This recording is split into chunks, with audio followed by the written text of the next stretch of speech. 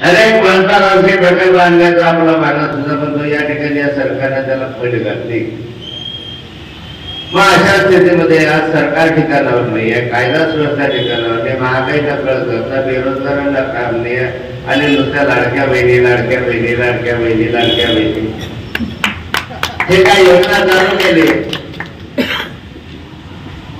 पण महागाई थांबा ना. तुम्ही योजना चालू केली, 1500 रुपये तुम्ही द्यायला लागले. अरे आमचं सरकाराला लाडक्या बहिणीला मी 3000 रुपये देऊ शकतो.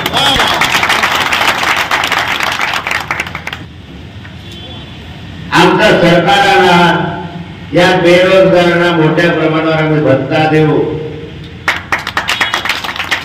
महिन्याकाठी पगार देऊ, महिन्याकाठी पगार. शेतकऱ्याचं उत्पादन कमी झालं, काहीतरी मदत करा, काही मदत नाहीये. मग या नाकारच्या सरकारला या ठिकाणी आपल्याला घरी पाठवण्याची गरज आहे. आपल्या समोर गेलेला आमदार उच्च शिक्षित आहे, आपल्या वडगाव भागामधला इथे राहणारा, इथे खरे पूर्वज डॉक्टर मानवकरांनी आपल्याला वैद्यकीय व्यवसायाची सुरुवात पहिल्यांदा केली असेल तर वडगाव शहरापासून केली. अत्यंत सोजवळाचं व्यक्तिमत्व आहे. कधी अशा पैशासाठी पाहिलं नाही. वर गरिबांचा आधार दिला, रात्री बेरात्री बोलवा. आमचा हक्काचा डॉक्टर म्हणजे डॉक्टर अशी त्यांची ओळख आहे या परिसरामध्ये. अशा डॉक्टर मानवकरांना तर विधानसभेत पाठवण्यासाठी तुम्ही कष्ट करा, मेहनत करा, घाम गाळा, परिश्रम करा. आता आपल्याला उद्या 10-12 दिवस 12-15 दिवस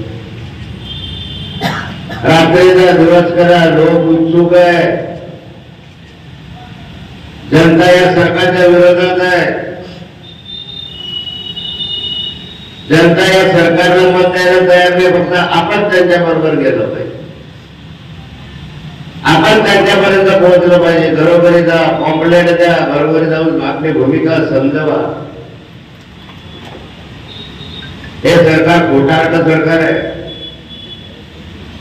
खोटं बोलणारं सरकार आहे. मागच्या 15-20 दिवसापूर्वी महिन्यापूर्वी म्हणे लेवा पाटलांसाठी महामंडळ करू.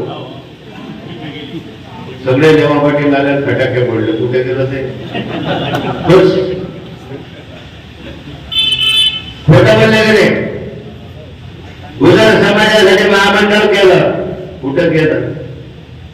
हुशार झाल्या लोककडे थापा मारत बसतात, मूर्ख बनवतात, ग्रामीण भाषेत म्हणतात चिवट्या बनवतात. निवडणुका आल्या म्हणून निवडणूक आल्या, लाडके बहीण निवडणुका आली म्हणून, साड्या निवडणुका आल्या म्हणून 50 रुपयाची साडी, मग भांडे. 5 वर्ष का ठेवलं या लोकांना? 5 वर्ष लाडके बहीण का ठेवलेले? 5 वर्ष साड्यात भांड्या का ठेवलेले? निवडणुका आल्या